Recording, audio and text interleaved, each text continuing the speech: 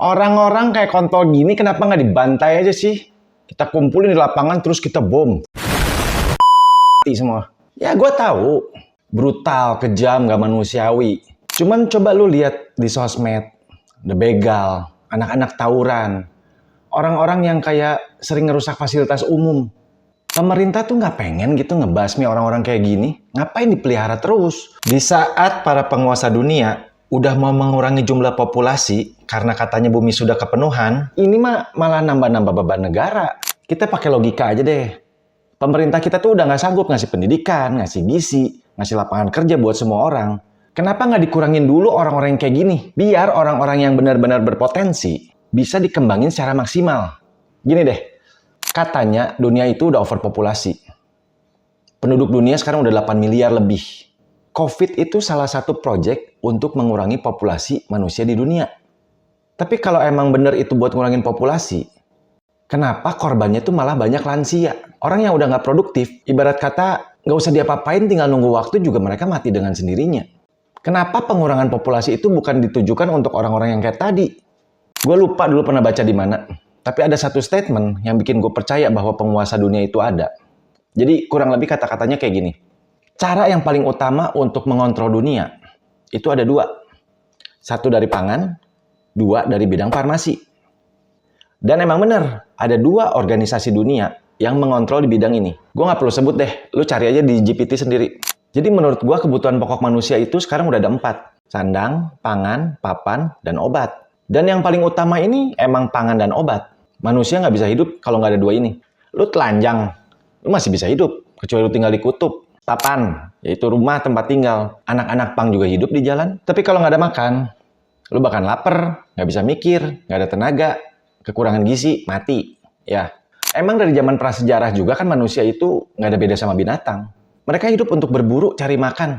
Dulu manusia kalau sakit bisa sembuh pakai khasiat dari alam. Dari buah-buahan, dari rumput, dari jamur, dari akar pohon. Itu dibikin ramuan, semuanya serba alami. Kalau pakai obat-obat herbal aja udah bisa sembuh, kenapa sekarang harus dicampurin sama bahan kimia? Emang lu mau kalau lu batuk lu harus ngerendos dulu jahe, diseduh, diminum. Repot, bro. Maka dari itu mereka bikin yang praktis. Dicampurin bahan kimia, bisa awet tahan lama, kita butuh tinggal minum. Udah sifat bawaan dari lahir manusia itu pengen segala sesuatunya mudah. Ya itulah kontrol yang mereka ciptain. Kita balik ke masalah overpopulasi. Sekarang, lihat negara-negara yang katanya maju itu. Cina. Dulu rajanya populasi dia, nomor 1. Sekarang udah kesusul sama India. Jepang. Dengan proyek video bokepnya untuk mendorong masyarakatnya supaya bereproduksi. Karena tingkat stres di sana tuh terlalu tinggi, jadi orang-orang tuh udah males. Lucunya, di saat para pemimpin dunia itu pengen mengurangi populasi dunia, sekarang giliran negara-negara yang populasinya berkurang, mereka teriak-teriak, ini bencana nasional. Bingung nggak lo? Sebenarnya maunya apa sih? Terus lo lihat Swiss. Negara yang paling stabil, bersih, enak banget deh untuk tinggal di sana. Tapi malah nawarin uang untuk siapapun yang mau pindah ke Swiss untuk jadi warga negara Swiss, itu ditawarin sekitar 25.000 franc Swiss kalau nggak salah. Mungkin sekitar 500 jutaan deh buat orang yang mau tinggal di sana. Kenapa? Karena mereka kekurangan manusia. Mereka itu sadar, manusia itu aset ekonomi untuk sebuah negara. Gue lihat di sini, permasalahan jumlah penduduk itu sangat mempengaruhi sebuah negara. Tapi masalahnya bukan di jumlah manusia, tapi distribusi dan struktur umur penduduk. Kalau angka kelahiran rendah, otomatis jumlah anak mudanya itu sedikit. Lansia makin banyak, nggak produktif, ekonominya pasti turun. Biaya negara meningkat, subsidi kesehatan, dana pensiun. Jadi yang mereka khawatirin tuh bukan jumlah manusianya, tapi nggak seimbang secara demografisnya tuh. Lu bayangin satu negara misalnya 80%-nya lansia, 20%-nya anak muda. Siapa yang bakal kerja? Siapa yang bakal bayar pajak? Siapa yang mau jadi tentara untuk melindungi negaranya? Sekarang kita lihat ke Indonesia. Dari data Badan Pusat Statistik tahun 2024, penduduk usia produktif, range-nya 15-64 tahun, itu ada 191 juta jiwa. Jumlah penduduk yang nggak produktif, bocil 15 tahun ke bawah, dan lansia yang di atas 65 tahun, itu kurang lebih 90 juta jiwa. Data itu tuh nunjukin bahwa sebenarnya negara kita tuh punya potensi yang bagus banget. Jumlah penduduk yang usia produktifnya tuh banyak sekali. Tapi kenapa ekonomi kita tuh gini-gini aja gitu? Menurut gue pribadi sih ini masalah rasio orang-orang tolol sama orang-orang yang memiliki potensi itu terlalu jauh gapnya. Tapi hati-hati banget loh ini.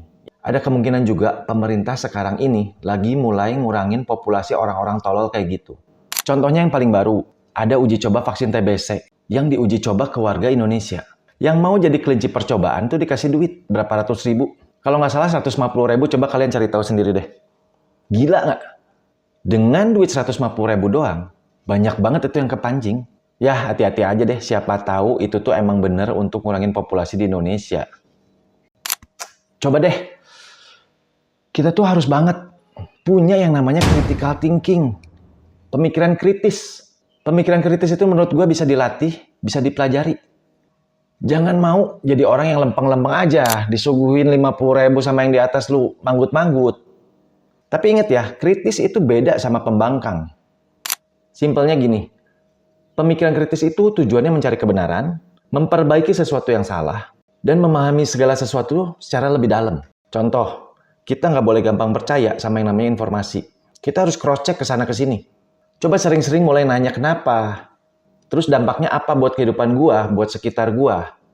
Orang kritis itu bukan selalu tidak setuju. Dia bisa saja setuju dengan sebuah argumen. Tapi kalaupun nggak setuju, dia pasti sampein ketidaksetujuannya itu dengan alasan yang logis. Jadi orang kritis itu harus mau ngedengerin opini orang juga. Bukan main asal ngegas aja, nolak-nolak nggak jelas. Bedanya pembangkang. Dia tuh selalu menolak aturan, merasa dirinya benar, egois. Apa-apa didasari dengan emosi, nggak pakai logika. Contoh, misalnya lu udah gedek sama pemerintah. Apapun yang bikin pemerintah lu nolak. Pemerintah bikin A, B, C lu nolak. Terkadang pembangkang itu ngebantah cuman karena pengen dia tuh ngerasa gue beda nih, gue berani, tapi nggak pakai logika. Mereka tuh nggak butuh fakta. Segala sesuatunya didasarin cuman pakai feelingnya dia atau pengalaman dia pribadi. Dan pembangkang udah pasti orang yang keras kepala, debat nggak mau kalah. Buat orang yang nggak ngerti, pembangkang sama orang kritis itu hampir nggak ada bedanya.